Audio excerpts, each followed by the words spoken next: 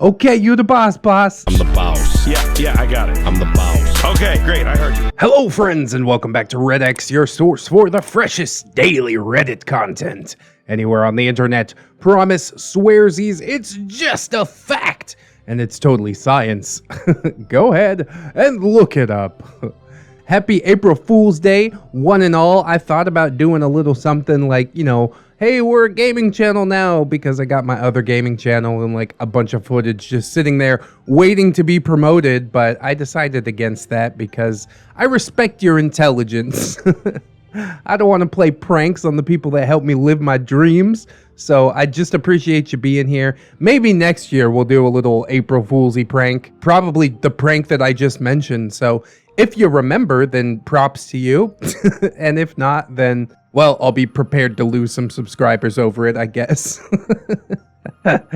Anywho, today we are jumping into r/NeckbeardStories. You know I love it so much. We also got some delicious science from Firedrake. The Taxonomy of Neckbeards Volume 3 has officially dropped on my personal subreddit r/ReddX reads. So we're going to get to that one first, and then we're going to jump into some top posts from r/NeckbeardStories. A bunch of little shorties that I just decided to group together. Kind of a mixed bag, but it should be enjoyable, I do think. So we will get some plugs and disclaimers out of the way, and then we will jump right into this science-y neckbeard cringe.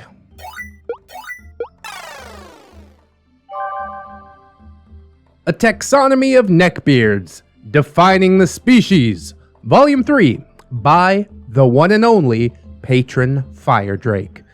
Hello once again to all my fellow anthropologists and general neckbeard enthusiasts. I apologize for my tardiness in submitting the next volume for your consideration and review, as I had some difficulty in disseminating the amassed amount of data that you've been so kind as to submit to me. If you have yet to read volumes 1 and 2 of this study, I strongly recommend that you do so before this, as they contain information pertinent to understanding the definitions presented below. You can find those links in the description. It is the first story that I read in both of those videos.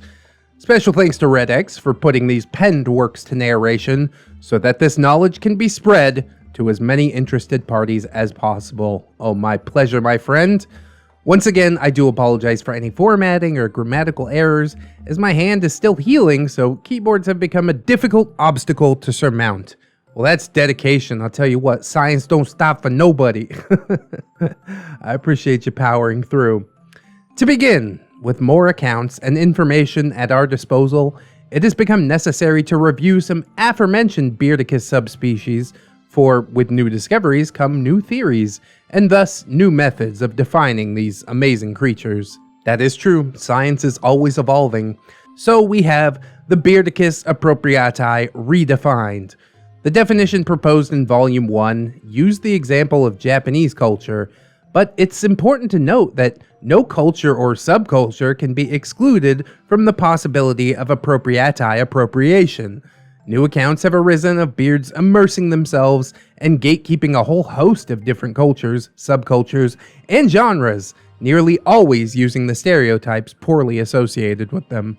That's true enough. You got those Japanese-loving weeaboos, you got the Korea-loving Koreaboos, but then you've also got like the Eurocentric neckbeards that swear they're all Vikings, so I think that this clarification, not necessarily a redefinition, just a clarification, is appropriate and accurate.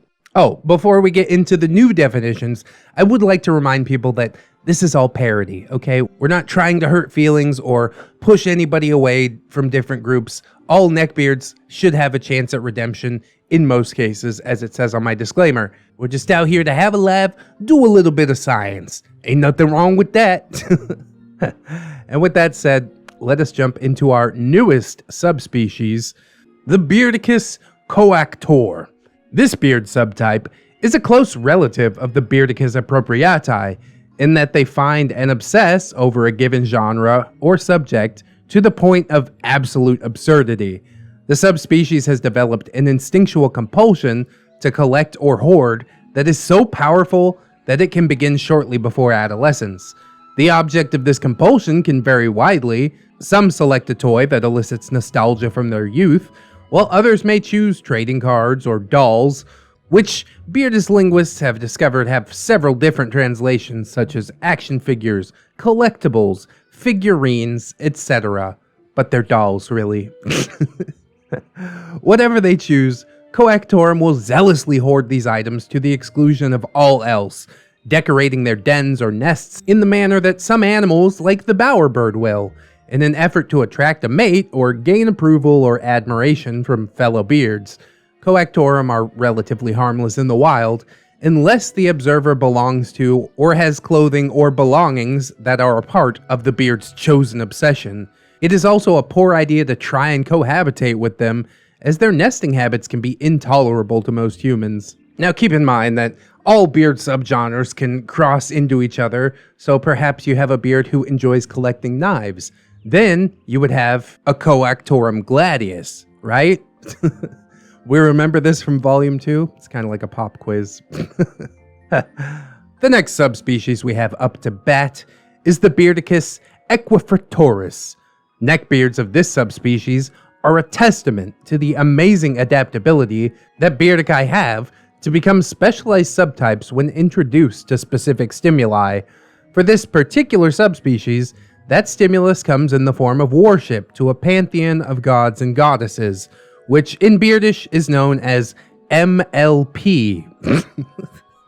There is no exact translation, but it means, in essence, animated, magical, talking miniature horses who help children understand the morals and values inherent in healthy human relationships. While to most researchers, this translation would indicate that the teachings are intended for use in educating their young about social interactions, it seems that these beards have incorporated the worship into every aspect of their adult lives as well. This subspecies is exceptionally easy to identify in the wild, with brightly colored clothing, accessories, and bodily markings attributed to one or many of their equine gods and goddesses. Similar to many religious practices, these beards enthusiastically engage in conversations and debates about their deities, and hold many holy days and celebrations in deference to them. While Equifractorum are harmless in their formative stages, they can be zealous in the pursuit of spreading their religious dogma. Additionally, enthusiasts are to be reminded that these beards, like any others of the subspecies, may harbor some individuals with more dangerous traits. Keep in mind, just because they're wearing a children's cartoon on a t-shirt does not mean that they are good people. In fact, quite the opposite. They often use it as a form of disguise or camouflage. Terrifying. Next up, we have the Beardicus bellua mutatio. For this subspecies, it cannot be stated enough that these beards have the potential to be the most dangerous of all neckbeard subtypes. Having adopted their beliefs from various dark folklore and religious icons throughout human history, Bellua mutatio have altered their sense of superiority into delusions of the supernatural. This delusion can take a variety of forms, with more notable aspects pertaining to the legends of vampires, lycanthropes, demons, dragons, and many other cryptids. Many accounts tell of these beards not only decorating themselves with clothing and accessories to emulate these legendary creatures, but also sometimes even going through drastic surgeries and horrific rites to attain their status. While this alone would not necessarily be cause for alarm, the delusion will state that this subspecies extends to their behaviors as well. Vampiric Beardicae may attempt to drink blood, while lycanthrope Beardicae may go into animalistic frenzies. When coupled with the all-too-common traits found in other subspecies, like the Predacarum or the Melitonavius, chancing across these beards when alone in the wild can be incredibly dangerous. It is best when observing Beardicus bellua mutatio to do so in groups, as their ability to manipulate or overwhelm potential victims is then diminished. While in my experience, most of these neckbeards tend to lean towards demons or werewolves, we have also encountered a clan of fat neckbeard vampires, so you never do know. They are some of the most famous beards just because of their absurdity, but Firedrake is quite right in that they can be dangerous. Much like any beard can, but these ones particularly so. The Beardicus omnioprimus. Like the great white shark or the lion, This beard represents the apex of Beardicus evolution, also known as the prime or alpha beard. This subspecies is by far the most dangerous and terrifying of all neckbeards. For many years, Beardicus omnioprimus was held in the anthropological community as nothing more than a cryptid, a legendary being like Sasquatch or the Loch Ness Monster. However, with the progress of technology and the ability to share data throughout the world becoming more widespread and efficient, the accounts of such overwhelmingly neckbeardish creatures has risen to the point that its status as a mythical figure no longer has validity. Parsing together collaborating data from thousands of sightings and interactions, we have come to be able to help even the most casual beard observer categorize this neckbeard among neckbeards. In order for a Beardicus to qualify as one of these elite specimens, certain requirements must be met. 1. The neckbeard must have no less than 5 traits of the Beardicus species. For example, if they have the enormous girth of the rotundus, the toxic miasma of the odiferae, the simping ability of the militanevius, the deadly obsessiveness of the preterocum, and the identifying weapon of the gladius, then there is a chance that it is an omnioprimus. God, what a terrifying species indeed. I've never seen one of them for myself, but I definitely thank Firedrake for putting himself into harm's way in the name of science.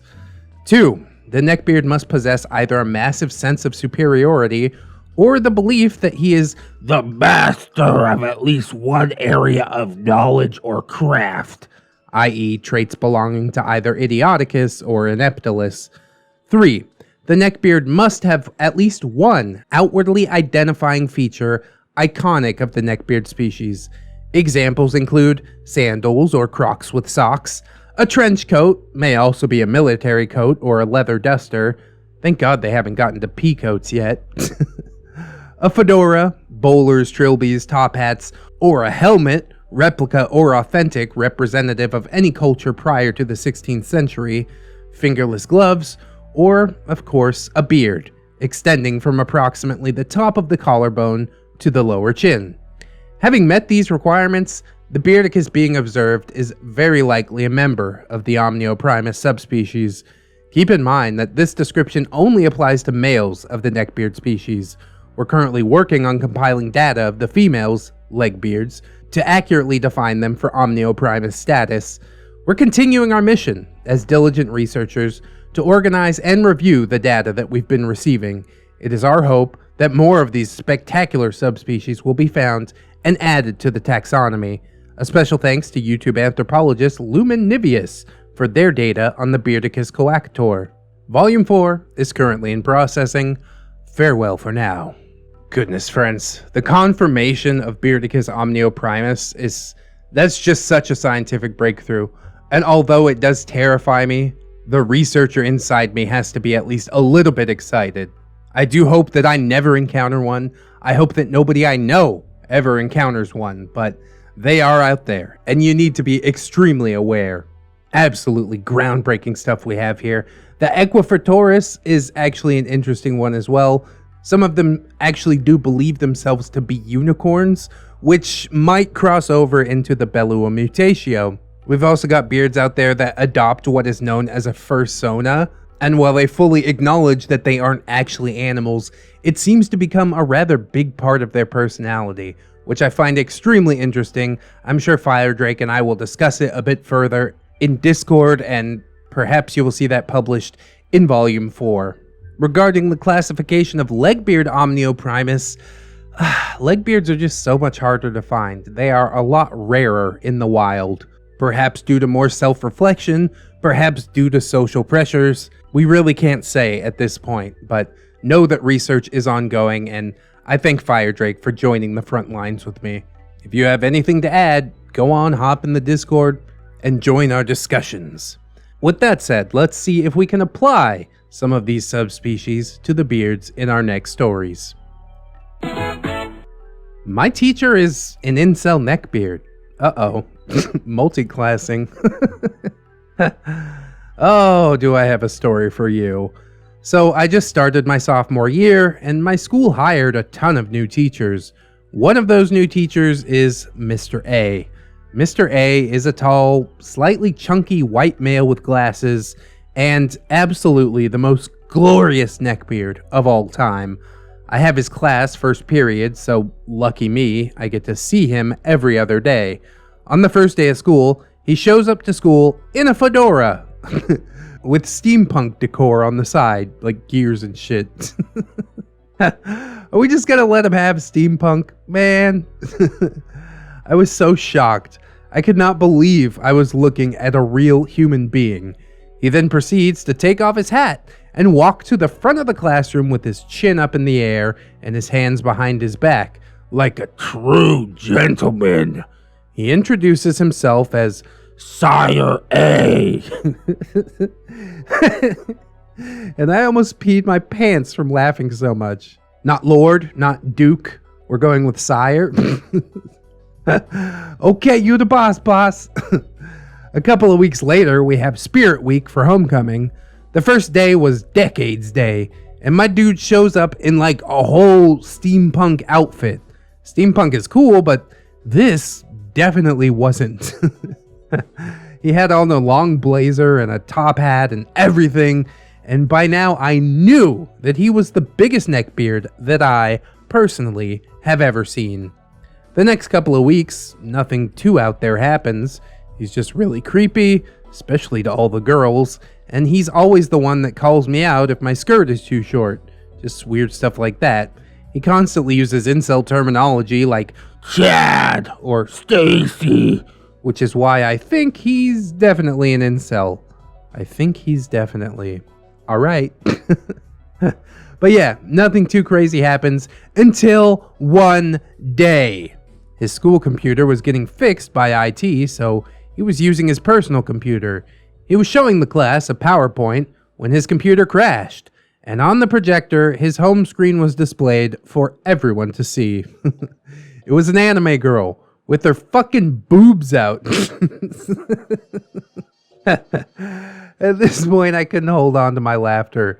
I was howling. He just tried to play it cool and said, sorry. But no one let it slide that easy. Now every time I see him, all I can think about is his screensaver. Now I don't know if this qualifies as full neckbeard territory. To me, it seems like a high school sophomore being a judgmental high school sophomore, you know? I can't necessarily sign off on the anime screensaver, but it is his personal computer. You know, he can have whatever screensaver he wants. Probably change it if you know you're going to be bringing it into a freaking classroom, but I won't judge him too harshly on that, I do suppose. His style of dress, yeah, it's weird, it's awkward, he obviously thinks that he's cooler than he is, but I also gotta give him a little bit of respect for going against the grain and doing what the hell he wants to do, you know what I mean? Was he supposed to wear like a collared shirt and khakis all the time? Hell no! Pull out that top hat. Pop that monocle in. Why not? He does call people Chad or Stacy or whatever, which, I mean, that's weird, but it's kind of common nomenclature, isn't it? You hear normies calling people a Karen even, so I don't know if I can really count that either. As far as policing the girls in short skirts and stuff, I mean, he's doing his job, isn't he? So I'm not sure this qualifies as a neckbeard, despite it appearing on the top posts of all time. It seems like a judgy high school student just being judgy. If you want the real conclusive evidence, ask him about lollies. And if his answer is anything other than ew, gross, then call the police. I've seen too many of these weirdo teachers on To Catch a Predator to really let him slide, but the story's super short. He seems like a weird guy, but that's not enough to be like, this is a definitive neckbeard. High school kids, huh? What you gonna do? Next. If I took a woman home, I wouldn't even sleep with her. I don't believe that. When I was about 18, I went to a skeevy dive bar in London to see some live music with some friends.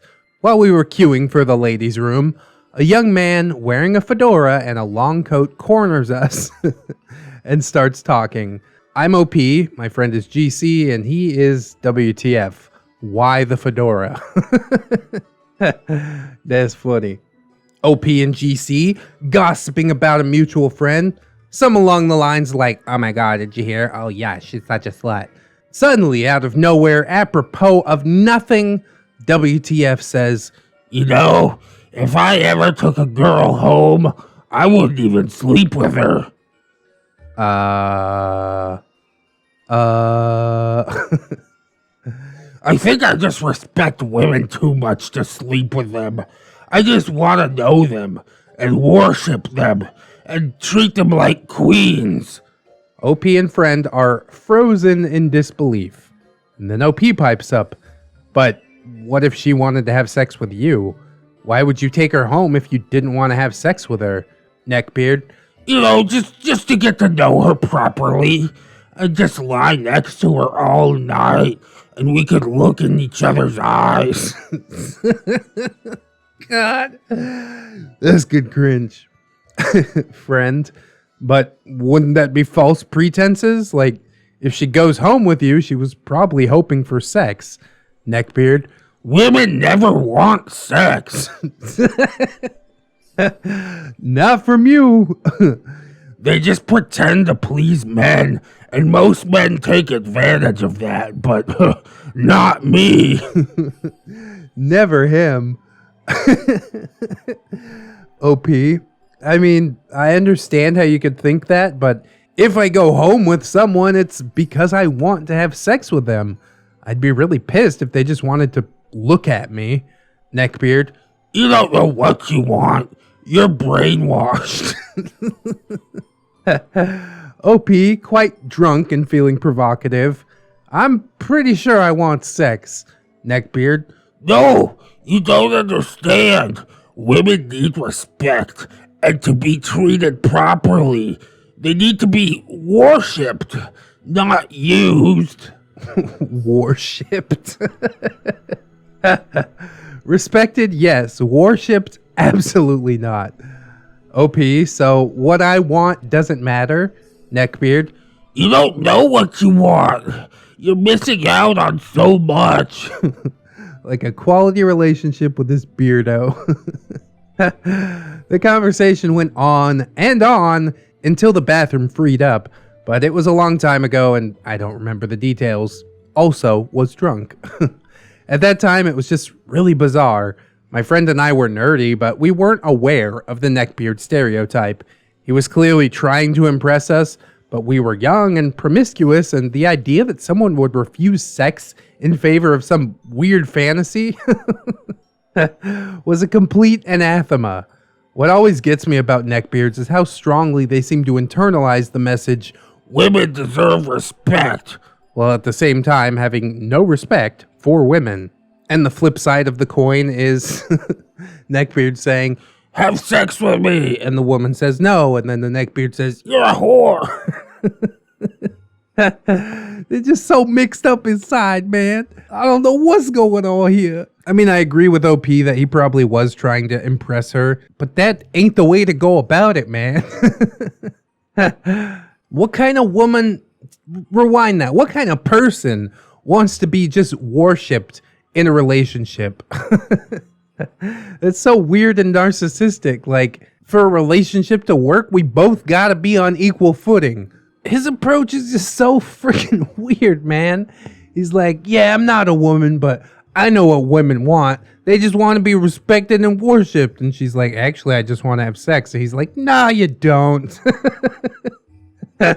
Let me tell you what you want, because I respect you so much that I'm not going to listen to any of your opinions at all. Oh my God, dude. What is going on? Is this real life?